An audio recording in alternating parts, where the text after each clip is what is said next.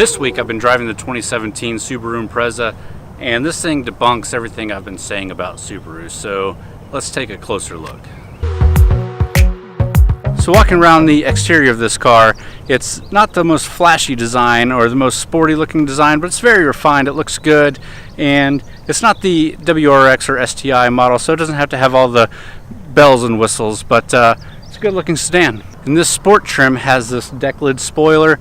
It's actually pretty cool looking. The last Subaru we reviewed was the 2017 Legacy just a few weeks ago. Go check out that video.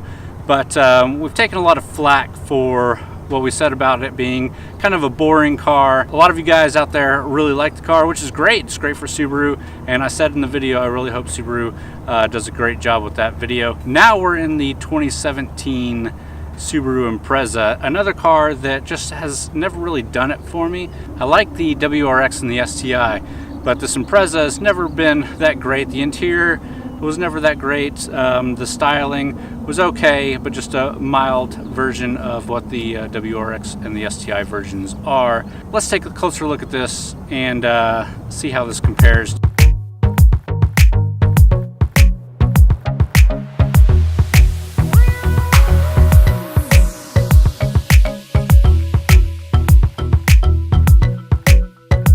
So one of the big criticisms I've had for Subaru for a long time is the interior quality. I really never thought that the interior quality matched up with the price point that you're paying for a lot of these vehicles. They've always been nice to drive, but never been there as far as interior quality and infotainment systems. This car, though, changes all of that for me. The inside of this car is actually really nice. I really like these seats. They're cloth seats because this is a sport model, but that's okay. I really like them. They're really nice texture and everything. There is leather, a nice armrest. You get some carbon fiber looking panels. And one of the most important things is the new infotainment system with Apple CarPlay.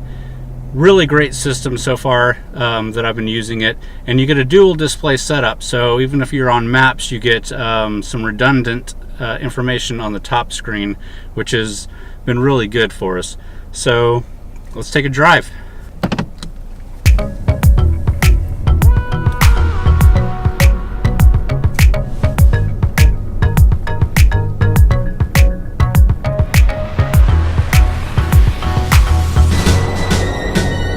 Never had a problem with the way that Subarus drive. And this one's no different. It drives really nice. It's very responsive in the steering. It's comfortable to drive, but it's very sporty feeling. Even with this one that's only got 152 horsepower and the CVT transmission, it's still a sporty feel of a car, and most of the time that's all that matters.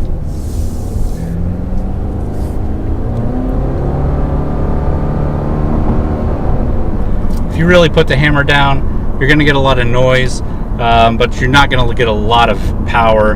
The power that you do get is a pretty constant flow, but it's never... Sometimes I make this life thing harder than it needs to be. Again, I want to reiterate just the amount of difference it makes to have this level of interior on these cars. It really completes the package.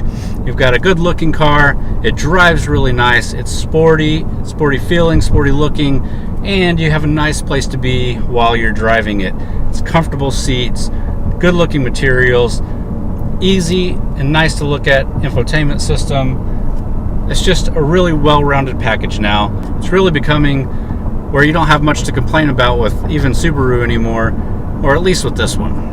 Yeah, of course it could use more power, but that's what the WRX and the STI versions are for. But this one, as a pretty base sport sedan, is really good, and I would recommend it definitely for high school, college students that are looking for a sporty sedan. I'd even recommend this for young families. It's a nice looking car if you're going from a sports coupe to a sedan because you need the extra room or whatever, and you want something that's still sporty but not going to break the bank. This is a good looking car.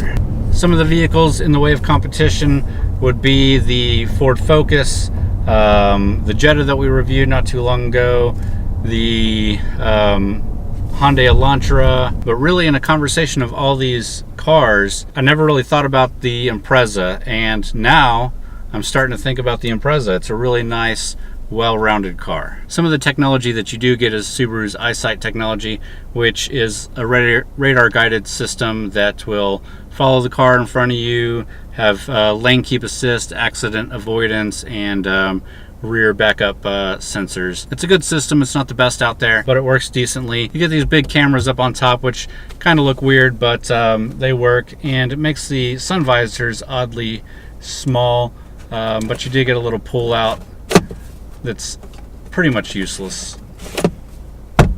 Base price on this is only $21,995, and this one totally spec'd out with the EyeSight and the CVT transmission is $26,560. So I think that's a pretty good price for a pretty well-rounded, sporty sedan.